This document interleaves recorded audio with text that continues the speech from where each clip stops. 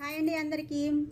ఈరోజు అందరికీ ఉపయోగపడే ఒక మంచి బ్యూటీ టిప్ చెప్పబోతున్నాను. అదేంటో మీరు చూడండి.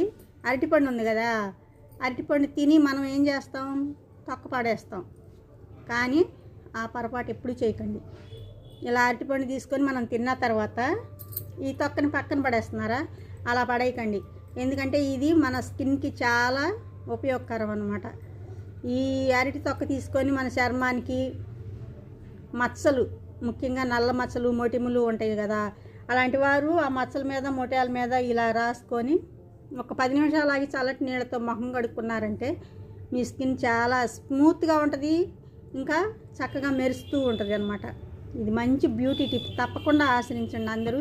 ఈ చలికాలం ఇంకా మనకి పెదాలకి ఇలా అప్లై చేసినా కూడా ఏమీ అవసరం లేదు, మనం కొనే పని ఏం లేదు. ఈ తొక్కని ఇలా రుద్దుకొని 10 నిమిషాలు ఆగి చల్లటి నీళ్ళతో